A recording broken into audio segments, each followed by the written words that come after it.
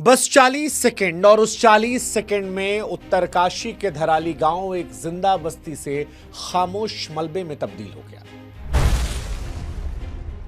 उस 40 सेकंड में जो कुछ हुआ वो डराने वाला था, क्योंकि यहां सुबह तक जिंदगी चल रही थी। पुरानी तस्वीरें कहती हैं कि सब सामान्य था, लेकिन अचानक आसमान से मौत बरस पड़ी। जिस तरह से मौत आई, बादल फटा, गंगा घाटी में सैलाब उमड़ा, मानो मौत राक्षस बनकर दौड़ पड़ी। क्योंकि जो कुछ इन तस्वीरों में दिखा वो बताता है कि यह पानी नहीं था, चीख पुकार बर्बादी का तूफान था, जिसने इंसान को संभलने का मौका नहीं दिया। लोग भागने की कोशिश कर रहे थे, लेकिन कहां भाग पाते, क्योंकि केवल 40 सेकंड में उसने घरों को तिनकों की तरह बहा दिया। जिंदगियां चीखती रहीं, मगर मलबे ने सबको खामोश कर दिया। उत्तरकाशी की यह तस्वीर बताती है कि ये वो सड़कें हैं जहां कभी तीर्थयात्री चलते थे। आज ये सड़कें लाशों से पटी पड़ी है। धराली, जो कल तक गंगोत्री जाने वालों के लिए खूबसूरत पड़ाव था, आज अपनी पहचान को खो चुका है।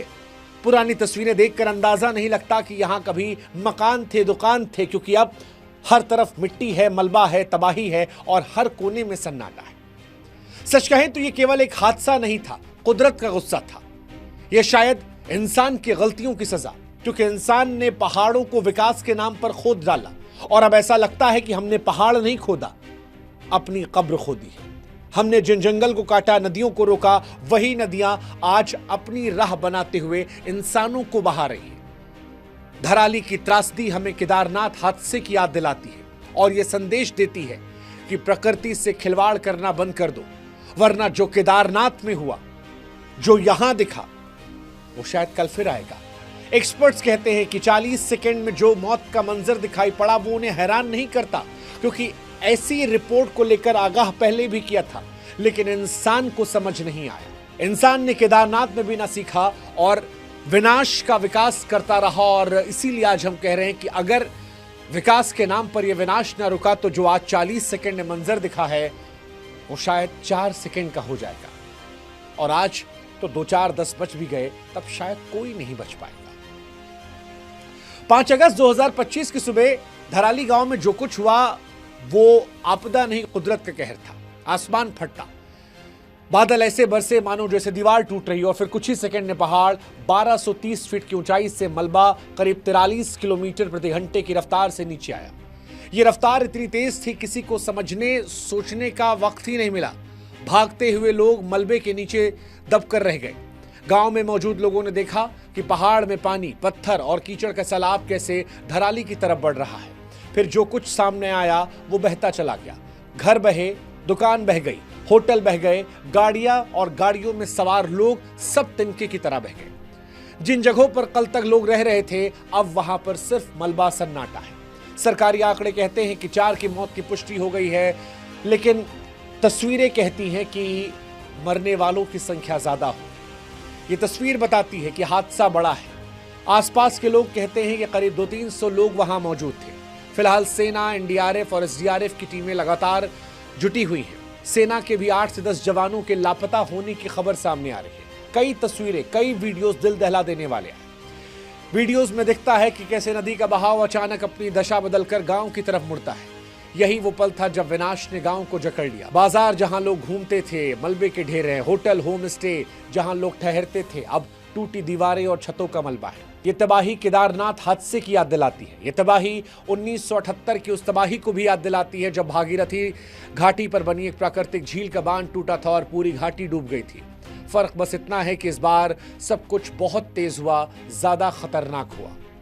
और इसीलिए हम कह रहे हैं कि धराली की त्रासदी सिर्फ एक गांव की कहानी नहीं है, चेतावनी है। प्रकृति से छेड़छाड़ बंद कर दीजिए, वरना प्रकृति अपने हिसाब से बदला लेगी। हालांकि धराली सिर्फ एक नहीं है। उत्तराखंड की अगर आप बात करेंगे, कई और धराली नजर आएंगे। उत्तराखंड लैंडस्लाइड के हिसाब से एक संवेदनशील राज्य है। धराली जैसी घटना को देखते हुए जानना जरूरी है कि राज्य में कौन कौन से क्षेत्र हैं जहां पर आपदा की आशंका हो सकती है। इसरो द्वारा जारी लैंडस्लाइड एटलस ऑफ इंडिया और दूसरी कुछ स्टडीज के मुताबिक राज्य के कई दूसरों जिलों में भी खतरा है और वो भी धराली बन सकते हैं। यानी जो मंजर हमने उत्तरकाशी में, धराली में देखा, वो और भी जिलों में आ सकता है। कौन कौन से जिले हैं रुद्रप्रयाग में केदारनाथ, तुंगनाथ और मध्य माहेश्वर जैसे धार्मिक स्थलों के कई रास्तों पर भूस्खलन क्षेत्र मौजूद हैं जो भारी बारिश के मौसम में बंद हो जाते हैं। दूसरा, टेहरी गढ़वाल, टेहरी बांध और आसपास के क्षेत्र में भूस्खलन का खतरा अधिक है। तीसरा, चमोली, बद्रीनाथ राष्ट्रीय राजमार्ग, गोविंद घाट के पास कटैया पुल और जोशी मठ हेलंग संवेदनशील साइट है। पिथौरागढ़ तवा घाट मार्ग पर भी कई जगहों पर संवेदनशील लैंडस्लाइड जोन है। नैनीताल में भी चार्टन लॉन्ज में 2023 को भूस्खलन हुआ था। ये इलाका भी संवेदनशील माना जा रहा है। बागेश्वर, सुमगढ़, कुवारी और सेरी जैसे 18 क्षेत्र भी भूस्खलन के हिसाब से संवेदनशील हैं।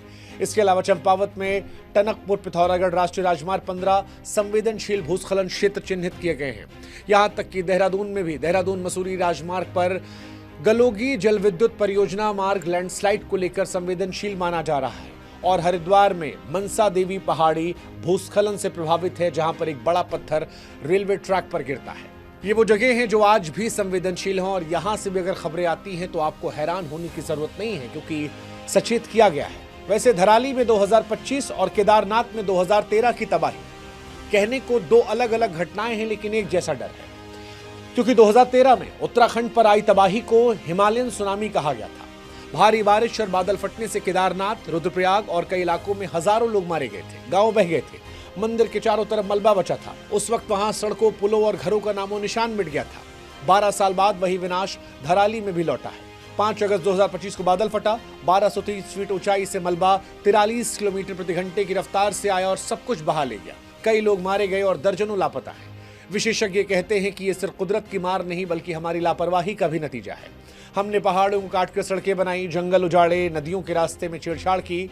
धराली पहले भी खतरे में था, मगर समय रहते जो हमने तैयारियां न की, जो एक्सपर्ट्स की एडवाइस थी उसे न माना, उसने ही हमारे लिए यहाँ पर कब्र तैयार कर दी। सच कहें तो आज जरूरत है कि हिमालयी इलाकों में विकास की रफ्तार नहीं बल्कि दिशा को बदला जाए।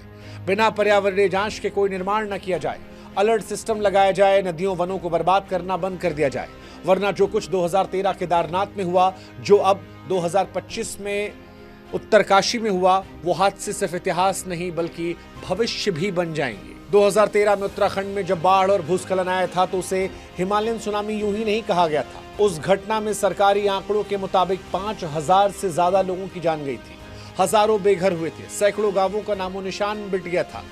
और ये सरकारी आंकड़े, आप जानते हैं कि सरकारी आंकड़ों और वास्तविकता में कई बार जमीन आसमान का फर्क होता है। तब केदारनाथ मंदिर का मुख्य हिस्सा तो बच गया था, लेकिन उसके चारों तरफ लाशों का ढेर था, मलबा था, तबाही का मंजर था।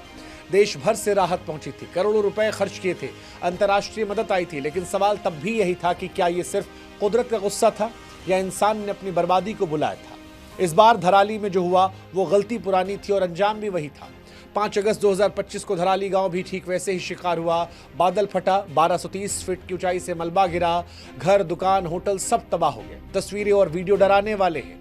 नदी का बहाव गांव में जिस तरह आया वो परेशान करने वाला है। ये तबाही 13 की त्रासदी जैसी है, कारण भी लगभग वही है। बादल फटना, भूस्खलन होना, भारी बारिश तो प्राकृतिक आपदाएं हैं, लेकिन विशेषज्ञ बार बार ये कह रहे हैं कि इन आपदाओं की तीव्रता में इंसान की लापरवाही बड़ी भूमिका निभा रही है।